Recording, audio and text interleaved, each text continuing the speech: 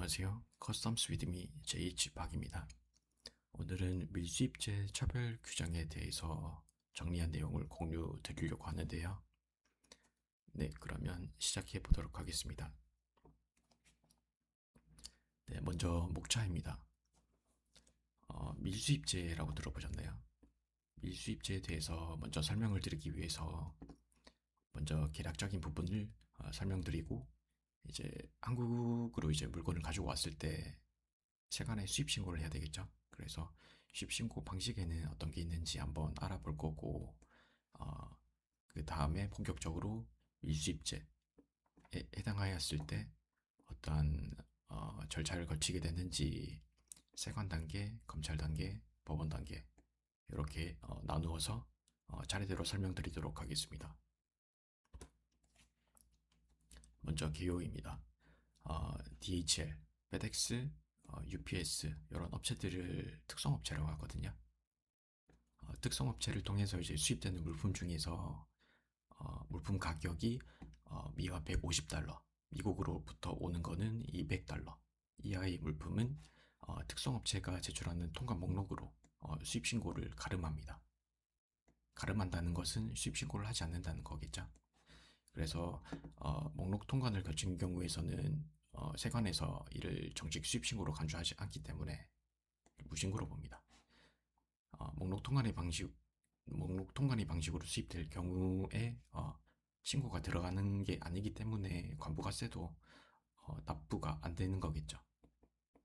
그래서 이러한 점을 악용해서 제가 봤을 때는 악용한다기보다는 잘 몰라서 그런 경우가 많은 것 같습니다. 특히 초기 창업자 같은 경우에는 수입 신고가 어떻게 되는지, 그래서 적용되는 법이 뭔지, 수입 요건은 받아야 되는지 이런 건 잘 모르잖아요. 그래서 수입 신고해야 될 물품을 이제 목록 통관 방식으로 통관 요청하는 경우가 있습니다. 그래서 사업자분들은 필수적으로 정식 수입 신고를 하셔야 되고, 그렇지 않을 경우에는 관세법상의 밀수입제 처벌을 받을 수 있으니까 이런 부분 좀 주의를 해주시면 좋을 것 같습니다.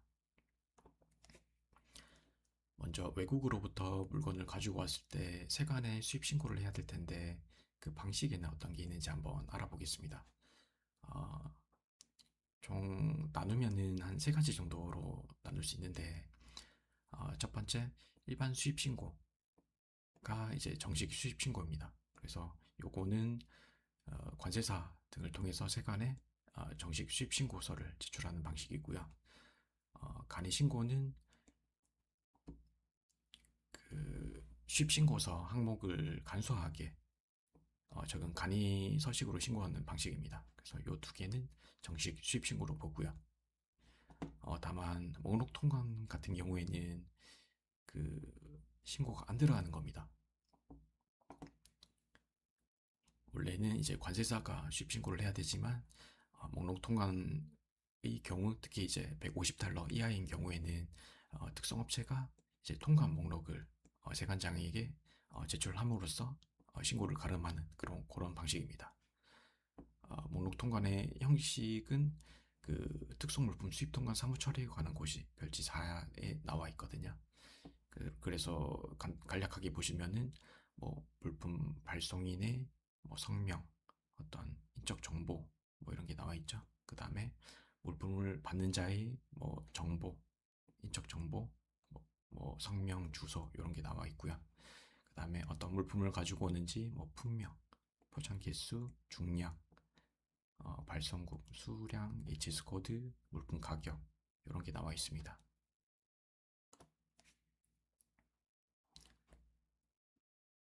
목록 통관 주의 사항인데요.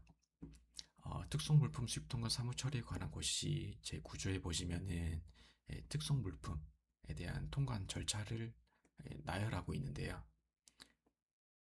이렇게 보시면은 이제 가격에 따라서 그 특성 업체가 그 물건을 한국에 가져왔을 때 통관 절차 방식이 달라집니다. 그래서 한번 설명을 드려보면은 미화 150달러,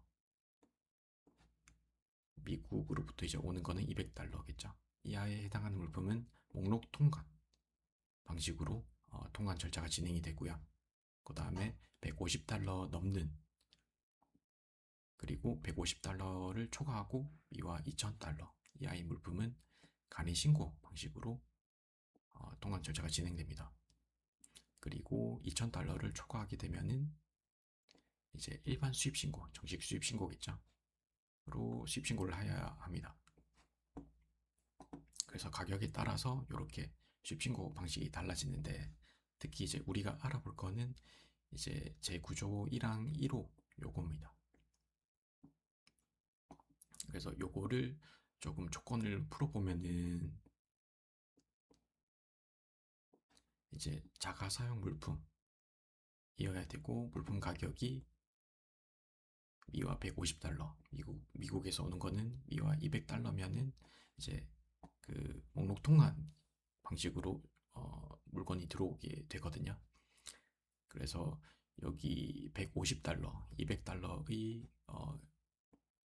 기준 금액은 FOB 가격입니다. 혹시 FOB에 대해서 들어보셨나요? 요게 풀 네임이 프리 온 월드라고 해가지고 그 인코텀즈 조건 중에 하나거든요.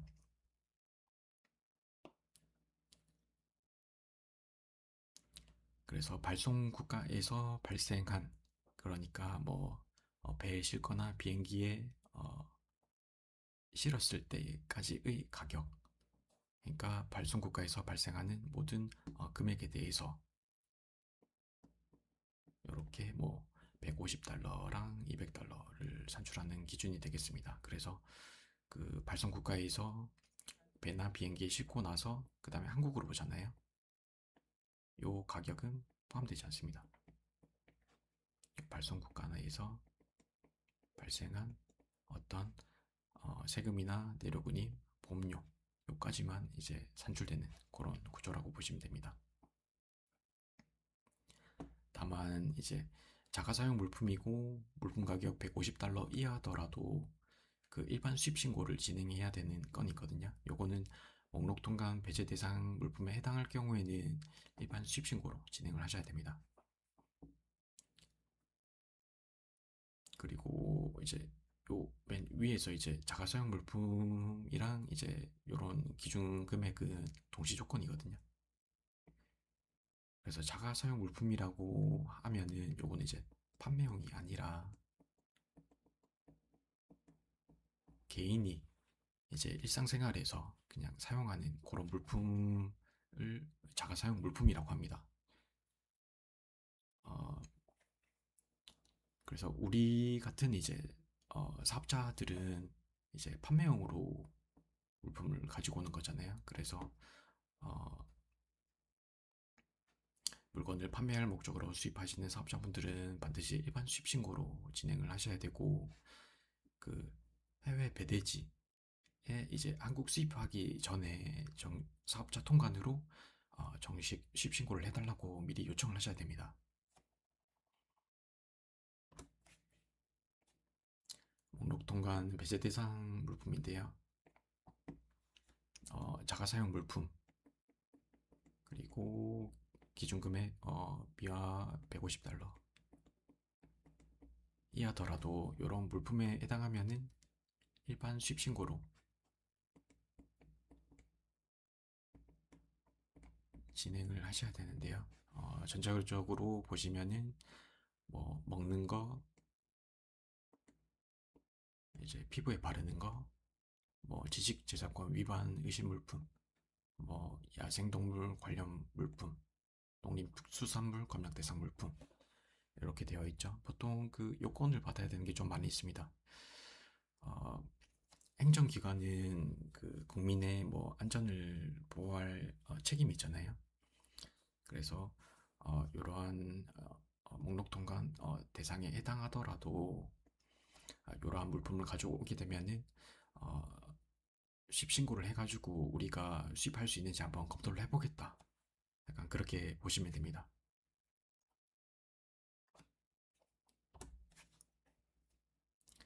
그러면은 밀수입제가 뭔지에 대해서 알아봐야 될 것 같은데, 요거는 그 관세법 제 269조 2항에 나와 있습니다.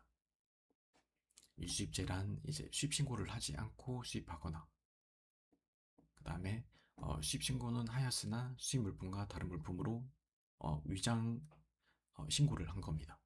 그런 거에 대한 행위를 말하며 한 개의 수입 행위를 기준으로 금액에 따라서 적용되는 법령이 상이하게 됩니다.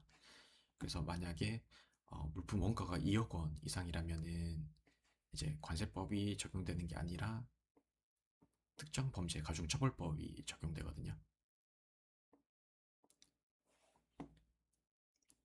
특정 범죄 가중처벌법이 적용이 되면은 2억 원 이상부터는 무조건 그 3년 이상 유기징역에 처하게 되거든요.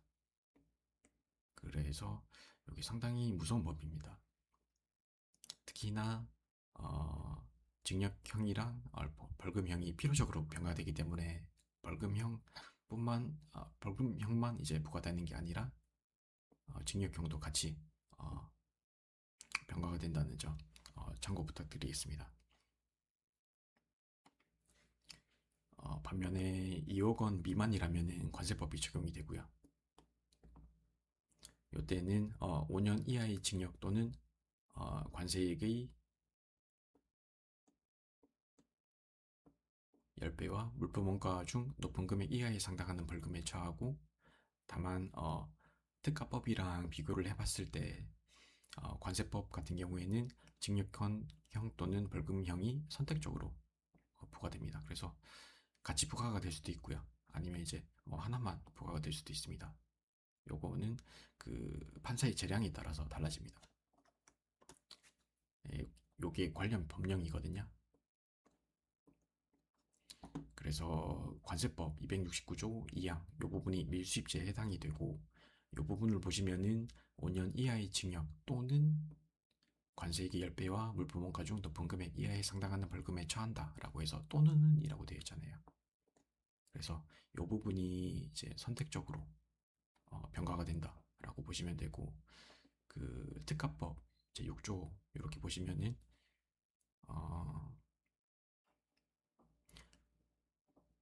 1항부터 5항까지의 경우에는 다음 각호의 구분에 따른 벌금을 병과한다고 되어 있어서, 요거는 필요적으로 2항 같은 경우에 원가가 2억 원 이상인 경우 3년 이상의 유기징역에 처하고, 여기 징역에다가 수입한 물품 원가의 2배에 해당하는 벌금을 병과한다 이렇게 보시면 됩니다. 그렇다면은 밀수입죄로 걸렸다면 어떠한 처분을 받게 될까요? 먼저 세관 단계입니다. 세관에서는 통고 처분 아니면은 고발을 때리는데, 요거에 대해서 조금 자세하게 알아보도록 하겠습니다. 먼저 통고 처분이라는 것은 그 행정기관 세관이 되겠죠.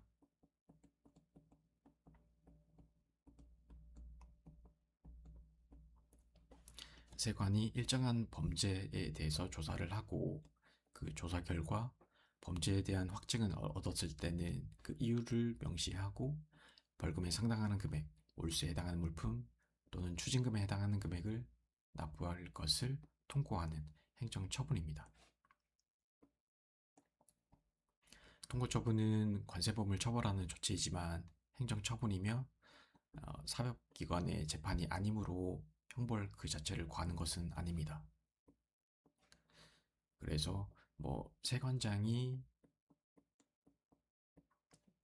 너 수입 신고를 안 했지, 밀수입죄에 해당이 돼, 그러면은 너는 5년 이하의 형의 5년 이하의 징역에 처한다 이렇게 할 수는 없잖아요. 왜냐하면 그 세관장은 재판관이 아니기 때문에. 그래서 그 통고처분 단계에서는 일반적으로 금액을 내라고 통고에서 알려주는 그런 처분이라고 보시면 됩니다. 세관장으로부터 통고서를 받게 되면은 사실상 강제적으로 그 이행을 시키는 수단은 없습니다. 그래서 통고서를 받았을 때 이행을 해도 되고 안 해도 됩니다.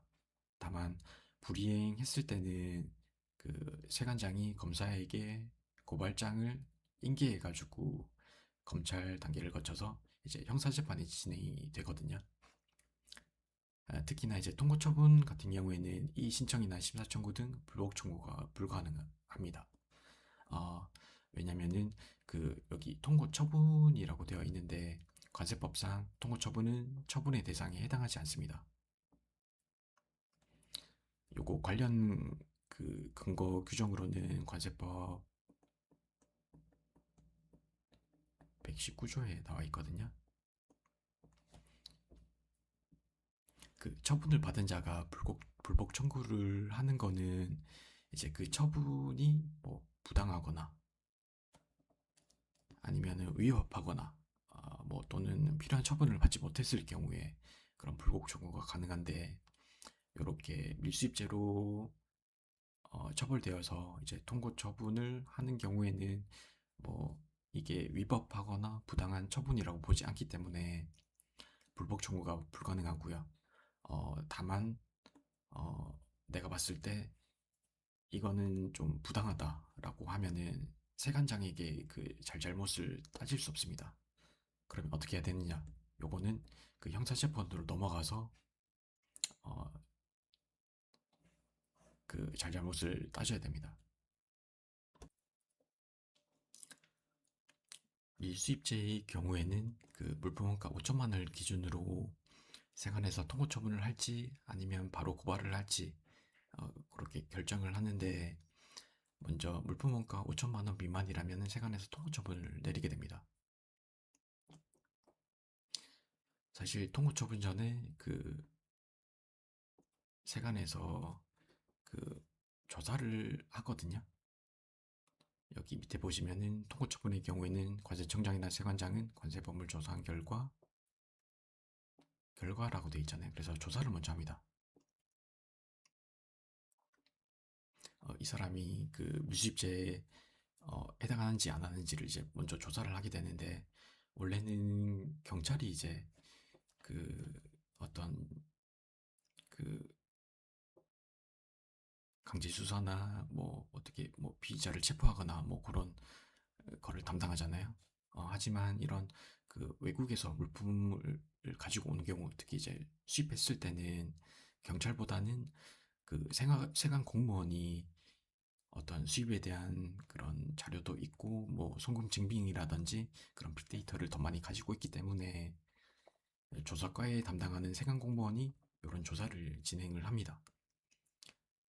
진행을 할 때는 이제 검사의 지휘를 받게 되고 사법 경찰권을 가지고 있어서 뭐 출석 요구를 하거나 그렇게 해서 조사를 하기도 하고 뭐 수색 압수도 할 수 있고요. 그렇게 조사를 한 다음에 이런 통고 처분이 내려지는 겁니다.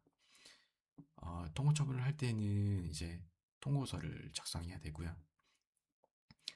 처분을 한 자가 서명 날인하고 통고서의 내용에는 이러한 사항을 적어야 됩니다.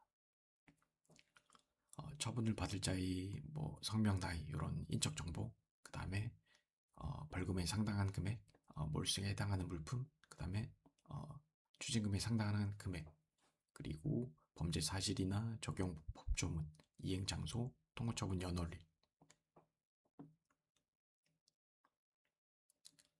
그리고 통고서는 송달하는 방식으로 이제 고지를 하고요. 관세법인이 통고서를 받았을 때는 그날부터 15일 이내 어, 신용카드 등으로 납부를 할 수 있습니다. 통고 처분의 효과는 공소시효가 정지가 되고요. 그 다음에 관세 징수권 소멸시효가 중단이 됩니다. 그래서 통고서를 받았을 때 15일 이내에 납부를 하면은 어떻게 되냐 하면은 일사부재리 원칙에 의해서 동일 사건에 대해서 다시 처벌받지 않습니다. 다만 15일 이내에 납부를 하지 않았다 라고 하면은 관세청장이나 세관장이 즉시 검사한테 고발을 합니다. 다음 물품 원가 5천만 원 이상이라면은 바로 고발을 합니다. 추가적으로 아까 전에 설명드렸듯이 통고서를 받았는데 15일 이내에 납부를 하지 않았을 때 이때도 고발을 하고요. 또 관세법인이 주소 고서가 분명하지 않은 경우, 그리고 통고를 이행할 자금 능력이 없다고 인정되는 경우, 그 다음에 범죄의 정상이 징역형에 처해질 것으로 인정되는 경우, 세관장은 통고 처분을 하지 않고 고발을 합니다. 그러면은 통고서가 날라올 텐데 통고 처분 시 납부하는 금액은 어떻게 되냐? 라는 거를 조금 설명을 들어보면은, 먼저 통고서에는 그 아까 보시면은 통고서에 2호 여기 들어간다고 했죠. 그래서 벌금에 상당하는 금액, 몰수에 해당하는 물품 또는 추징금에 상당하는 금액 여기 들어갈 텐데, 결론적으로는 벌금이랑 일반적으로 추징금이 붙습니다. 원래는 그 물품을 이제 같이 몰수를 하는데 세관에서 뭐 수입 신고를 안 했다고 바로바로 잡아서 통고 처분을 내리는 경우가 없고요. 왜냐면 그만큼 인력도 부족하고 매번 그렇게 한다는 게 행정적인 이제 그 비용 낭비가 될 테니까. 그래서 몇 년에 걸쳐서 한꺼번에 확 조사를 하고 거기에 대해서 죄가 있다면은 그 통고 처분을 날리는 거거든요. 그래서 이 긴 기간 동안에 물건을 가지고 온 사업자는 물건이 없을 수 있잖아요. 그래서 물건을 이제 몰수를 해야 되는데, 이제 몰수할 수 없을 때는 범칙 당시에 국내 도매 가격에 상당하는 금액을 범인으로부터 추징을 하거든요. 그래서 일반적으로 벌금이랑 추징금이 이렇게 통고서에 나와 있습니다. 그래서 그 15일 이내에 납부를 하시면 되거든요.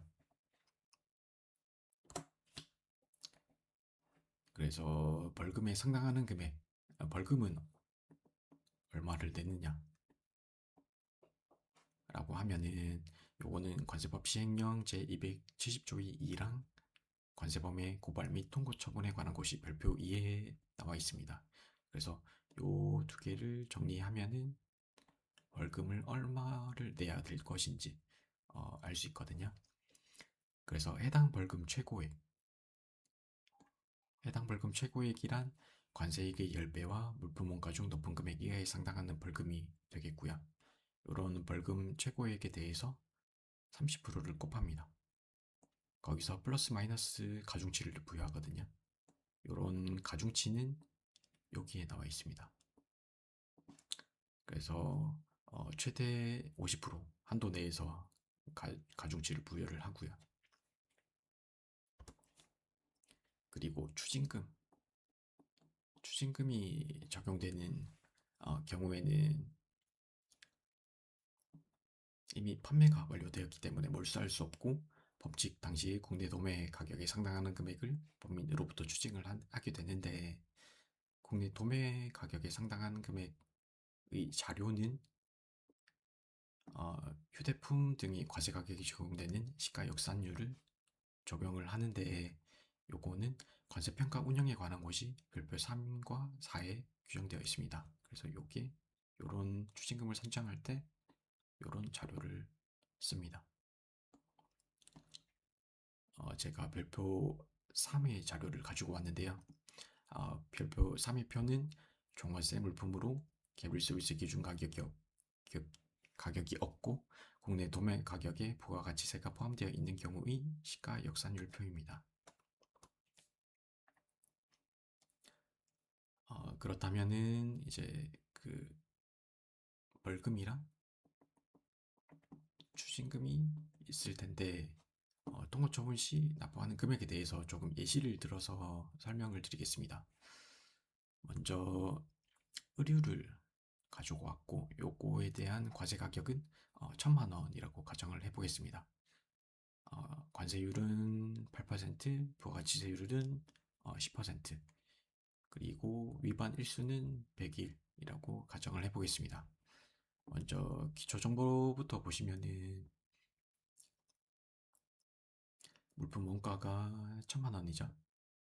그래서 관세를 먼저 계산을 해보시면은 과세 가격 곱하기 관세율 8%를 곱하면은 80만 원이 될 거고, 부가가치세는 과세 가격 더하기 관세 80만 원을 과표로 잡고 부가가치세율 10%를 곱하면은 108만 원이 되겠죠. 여기서 먼저 벌금 상당액을 먼저 계산을 해보시면은 관세액의 10배, 관세가 80만 원이었죠. 80만 원에 곱하기 10 하면은 800만 원. 그리고 물품 원가가 1000만 원이었죠. 그래서 이 둘 중에 큰 거는 벌금 최고이익이 될 거고, 벌금 최고액은 이 둘 중에 큰 거 이제 1000만 원이 될 겁니다. 그리고 구해진 벌금 최고액에다가 곱하기 30%를 하거든요. 곱하기 30%를 하면은 300만 원이 될 거고, 여기서 플러스 마이너스 가중치 50%를 한도로 가중치를 부여를 하게 되는데, 만약에 가중 경감 사유가 없을 때는 그냥 이렇게 300만 원으로 예시를 한번 들어보겠습니다. 그리고 추징금에 대해서는 먼저 시가 역산율을 확인을 하셔야 되는데요. 조건을 한번 부여를 해보겠습니다. 관세 8%, 개별 소비세와 교육세가 0%라고 했을 때는 시가 역산율이 636이 나오거든요. 아까 별표 3의 표에 보시면은 개별 소비세랑 교육세 0%, 그리고 관세 8% 하면은 636이 나오잖아요.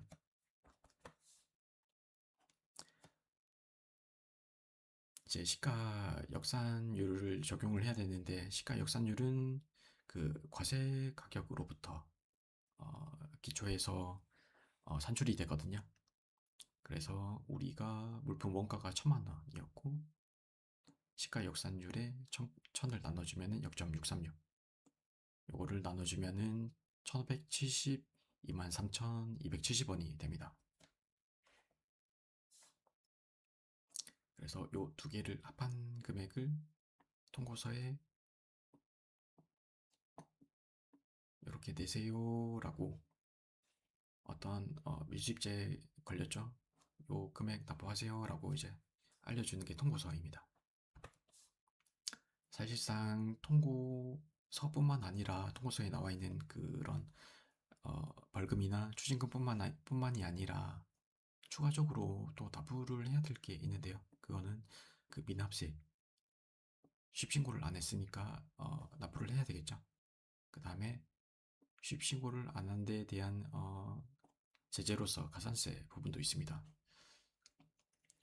요거는 관세법 39조에 보시면은 그 수입신고를 하지 않고 수입된 물품의 경우 세관장이 관세를 부가징수를 하거든요. 그래서 그 납부 고지를 받은 날로부터 15일 이내에 관세를 납부를 하셔야 됩니다. 이런 미납세액 부과의 근거로는 이제 관세법뿐만이 아니라 부가지세법에서 규정을 하고 있는데요. 수입신고를 하지 않았지만 수입신고한 때를 포착해서 그때 얼마 낼지에 대한 거를 계산을 해서 납부를 하라는 겁니다. 그래서 그 당시의 이제 소유자 또는 점유자를 납세 의무자로 보고 그 수입된 때의 물품의 성질과 수량에 따라서 이제 관세를 부과를 하거든요. 그리고 관세를 부과했을 때는 부가가치세도 이제 같이 따라 붙죠. 요거는 관세법 4조에 따라서 내국세 등의 부가징수 규정에서 보면은 수입 물품에 대해서 세관적인 가치세를 함께 부가징수하도록 되어 있습니다. 그리고 가산세 부분은 이것도 관세법 4조에 나와 있습니다. 가산세 규정은 관세법 42조에 규정되어 있고요. 그래서 관세법 4조의 규정에 따라서 수입 물품의 경우 내국세의 가산세는 관세법의 규정을 적용합니다. 혹시 기억하실지 모르겠는데 부가가치세, 그러니까 가리가세자 어, 신고 납부 기간이 다음해 1월 1일부터 1월 25일까지잖아요.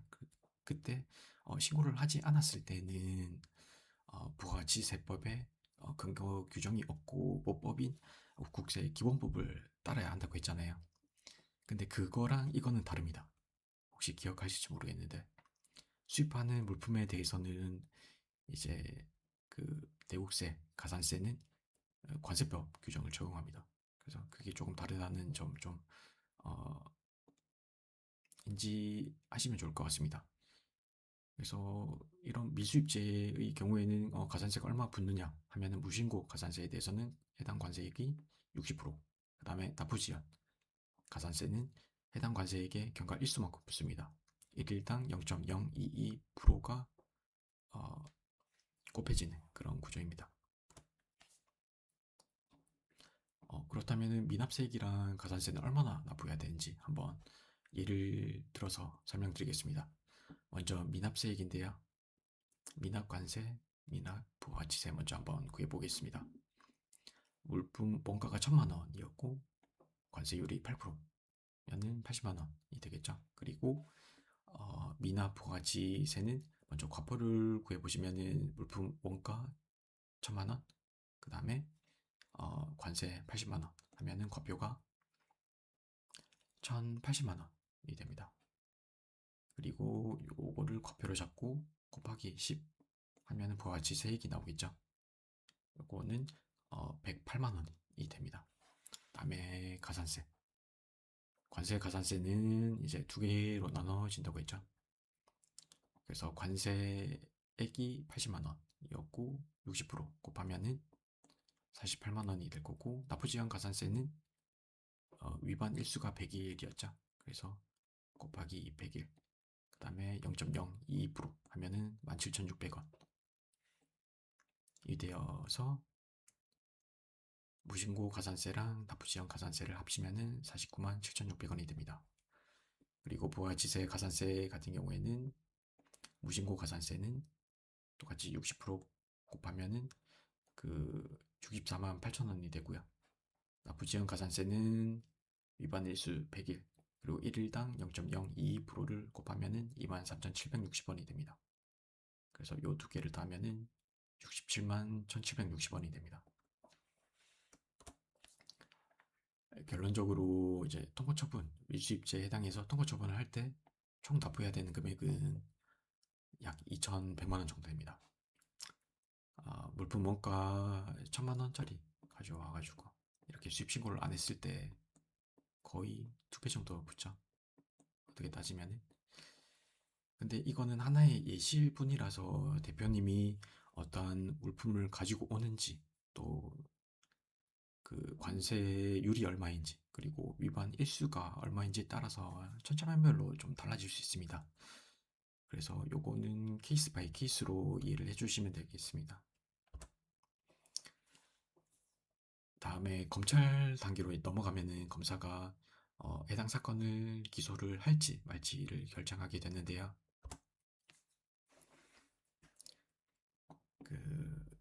이렇게 넘어오는 경우는 미리 말씀드렸듯이 뭐 통고처분에서 통고서에 납부된 금액을 납부하지 않았거나 아니면 뭐 특가법이 적용되거나 아니면은 관세법인의 주소 고서가 명확하지 않거나 또 자금 능력이 부족하다고 인정될 때 관세청장의 세관장은 고발장을 첨부해서 검사에게 넘기거든요.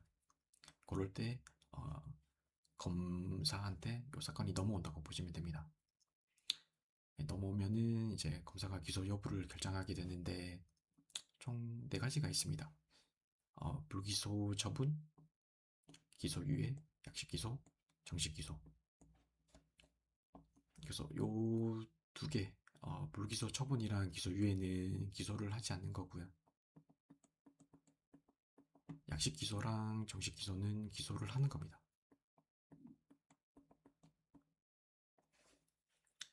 요거에 대해서는 이제 차례대로 좀 목차를 잡아서 설명드리도록 하겠습니다.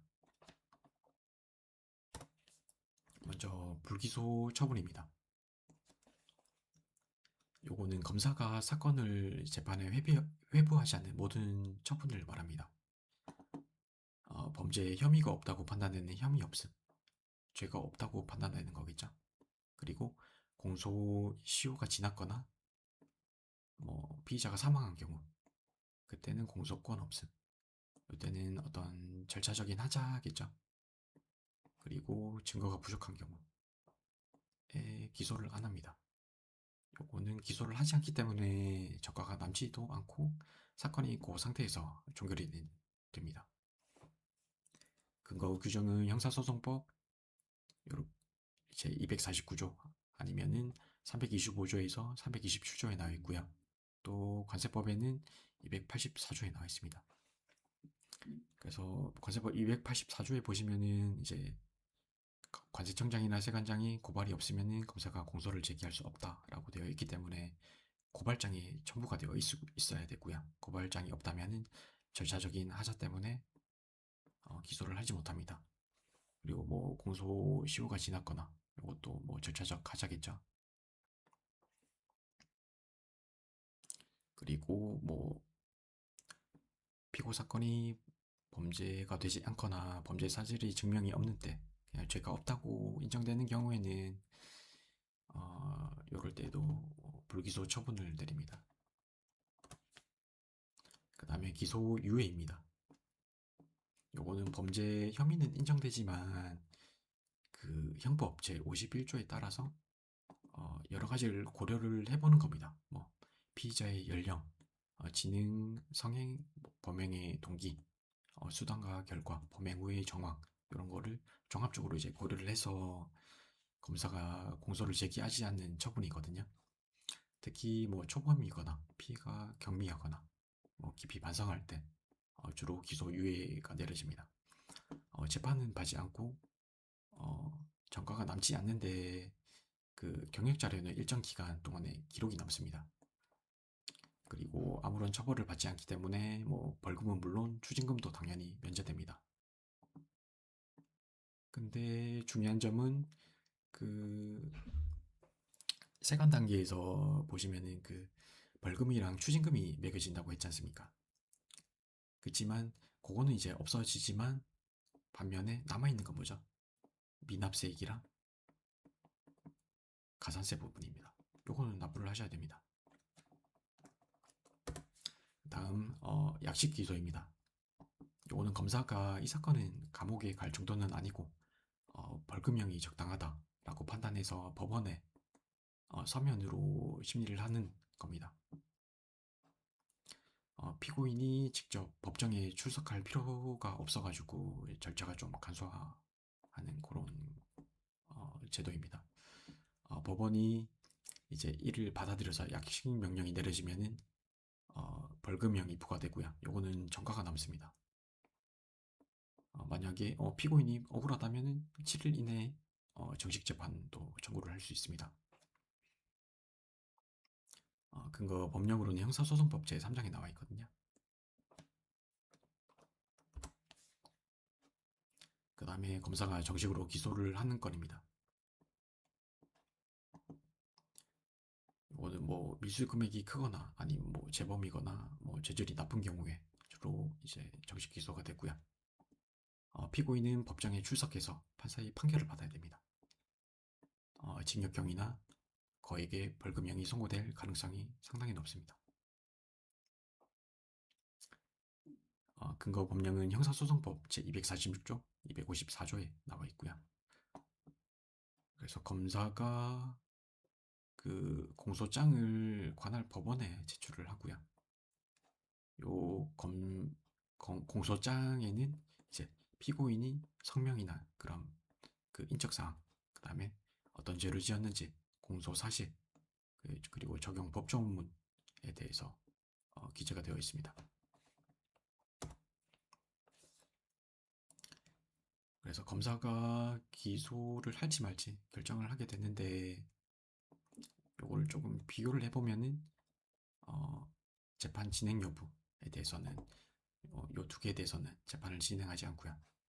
이제 약식 기소랑 정식 기소는 재판을 하긴 하지만, 약식은 서면으로 재판을 하는 거고, 정식은 이제 법정에 출두해서 이제 재판을 받는 거다, 이렇게 보시면 됩니다. 전과 기록 여부에 대해서는 요 두 개에 대해서는 그 전과가 남지 않고요. 다만 기소유예 같은 경우에는 일정 기간 기록이 보존된다 라고 보시면 되고, 약식 기소랑 정식 기소는 전과가 남습니다.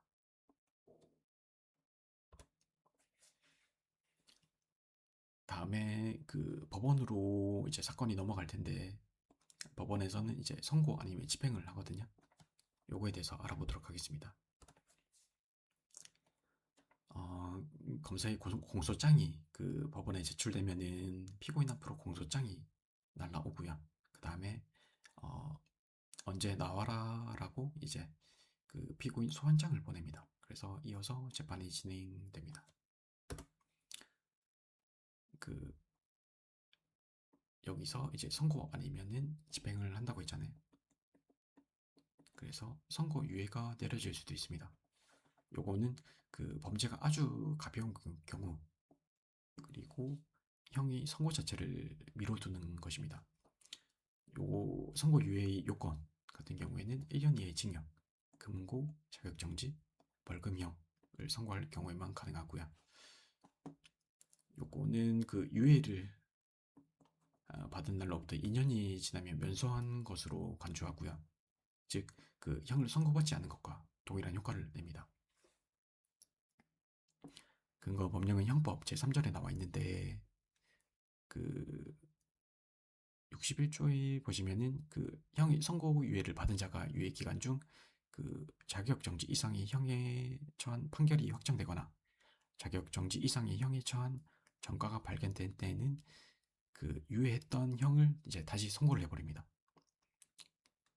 그리고 어, 선고를 유예하는 경우에는 이제 그 보호 관찰을 받을 것을 명할 수도 있고요. 요 보호 관찰의 기간은 이제 1년으로 되어 있습니다. 그리고 집행유예입니다. 요거는 그 형을 선고해서 확정은 하되 그 집행, 그 교도소 수감은 미뤄두는 것입니다. 그래서 징역 뭐 3년, 5년에 처한다. 다만 몇 년 동안 그 집행은 유예한다라는 방식이고요. 집행유예의 요건은 3년 이하의 징역이나 금고 또는 500만 원 이하의 벌금을 선고할 경우에 가능합니다. 유예 기간을 무사히 마치면 형의 선고가 효력을 잃습니다. 감옥에 가지 않아도 되지만 다만 전과 사실은 남습니다.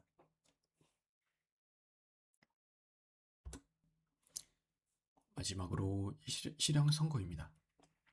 실형이 선고가 되면은 판결 즉시 교도소로 이송돼서 형을 집행하게 되거든요. 여기에 이제 불복하고자 하는 경우에는 뭐 우리나라가 3심제죠. 그래서 항소나 상고가 가능합니다. 다만 그 여기 법원 단계에서 이런 그 선고나 집행 부분이 상당히 오래 걸리잖아요. 그래서 뭐 여러 가지를 따져 봐야겠지만, 일할 때도 만약에 뭐 선고유예나 집행유예를 뭐 받게 된다고 하더라도, 이게 미납세액이랑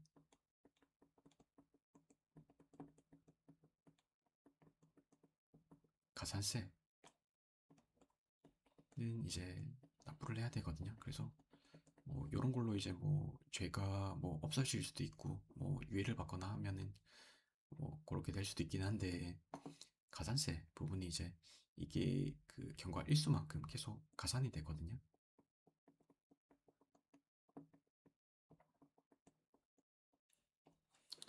그래서 뭐 이렇게 뭐 받는 것도 중요하긴 하지만은, 이제 벌금이나 그 추징금이나 미납세기나 가산세 부분을 그 납부했는지를 미리 아셔야 이제 자기한테 이제 이렇게 뭐 법이 집행되었을 때 그 예측 가능성이 생기잖아요. 그래서 요거는 진짜 전문가 쪽에다가 문의를 하셔야 됩니다. 그 법원 단계에서 진행을 할 때 특히나 이제 그 뭐 변호사 많이 쓰겠죠. 근데 이제 변호사라고 해서 다 잘하는 건 아닙니다. 그래서 변호사 협회 보시면은 그 관세나 조세 전문 변호사가 있거든요. 이런 분을 쓰셔야 됩니다, 사실은. 네, 그럼 이상으로 마치도록 하겠습니다. 유익하셨다면 구독, 좋아요, 알림 설정 부탁드리겠습니다. 다음에도 좋은 영상으로 찾아뵙도록 하겠습니다. 감사합니다.